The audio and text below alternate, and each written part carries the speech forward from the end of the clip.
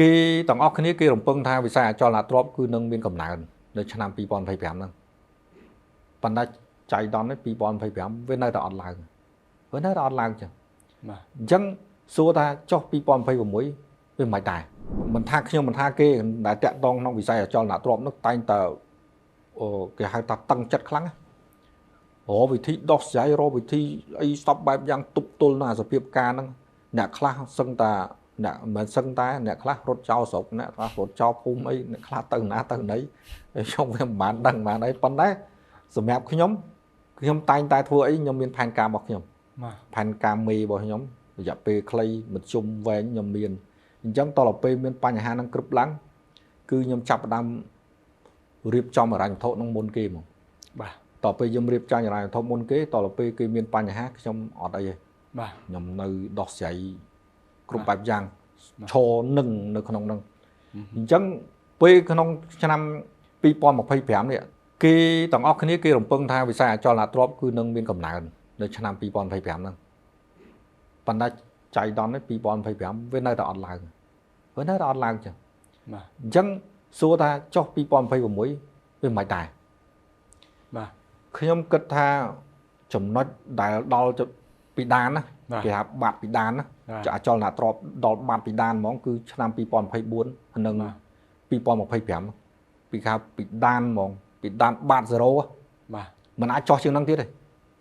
អស់ហើយត្រឹមប៉ុណ្្នឹងអស់ហើយអញ្ចឹងវាមានតែនៅចំណុចងើបក្បាលមកវិញគេហៅងើបក្បាលមកវិញក៏ពេលយើងងើបក្បាលមកវិញវាមិនងើបឲ្យហោះទៅទេ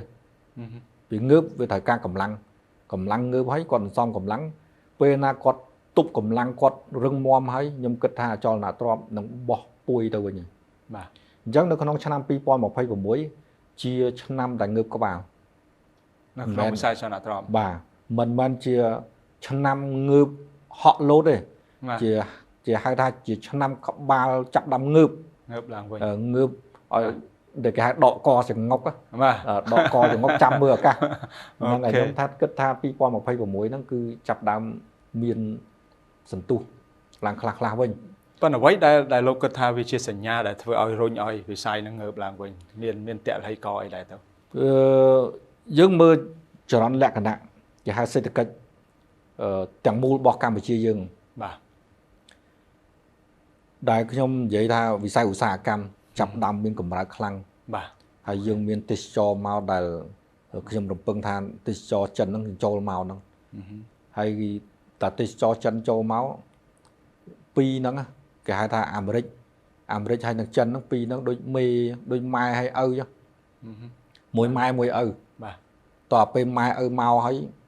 អាកូនចៅមកតាមក្រោយដែរអញ្ចឹងខ្ញុំគិតថាមេឪហ្នឹងយើងចាត់ទុកថាអាមេរិកចុះគាត់មកហើយគាត់មកថ្ងៃមុនហ្នឹងគាត់ធ្វើកម្មវិធីនៅក្នុងស្ថានទូតជប់លៀងដងបាទអកថឹកបាទអញ្ចឹងកូនចៅគាត់ក៏មើលដែរកូនចៅគាត់គឺសម្ព័ន្ធមិត្តគាត់ហ្នឹងគាត់ក៏ស្រឡឹងមើលដែរថាចាំបើឪអញទៅហើយអញនៅតែអីទៀតគាត់នឹងមកដែរបាទហើយដូចម្ដាយយើងចិនគាត់ចាប់ដើមបញ្ជូនវិស័យឧស្សាហកម្មគេហៅវិស័យឧស្សាហកម្មធុនយ៉ាងម៉េចយ៉ាងម៉ាដឹងគាត់មកហើយបាទ SDI របស់គាត់ហ្នឹងគឺខ្ពស់គាត់នឹងចូលមកហើយហើយចូលមកហើយអញ្ចឹងគេហៅសម្ព័ន្ធមិត្តរបស់គាត់ឬក៏កូនចៅគាត់ក៏គាត់ស្រឡឹងមើលដែរអូមកហើយអញ្ចឹងពីរហ្នឹងខ្ញុំមិនចាំបាច់បកស្រាយលើវិស័យស្អីខ្លះពីរហ្នឹងខ្ញុំគិតថាសេដ្ឋកិច្ចនឹងចាប់ដើមងើបមនុស្សតើសេដ្ឋកិច្ចចាប់ដើមងើបមានលុយមានការហូបចុកមានការដើរហើរវាច្បាស់ណាស់វាត្រូវការស្នាក់នៅវាត្រូវការលំនៅឋានវាត្រូវការហ៊ឺហាវាត្រូវការអីសពបែបយ៉ាងអញ្ចឹងជាចំណុចចាប់ផ្ដើមមនុស្សតម្រូវការទិញផ្ទះព្រោះគាត់មិនអាចនៅជាមួយម៉ែឪគាត់មកគ្រួសារមានកូន4នាក់មានកូនសា4នាក់មានចៅញុកពេញផ្ទះហ្នឹងគាត់មិនអាចទេអូខេគាត់ចាប់ដើមពង្រីកហើយបាទ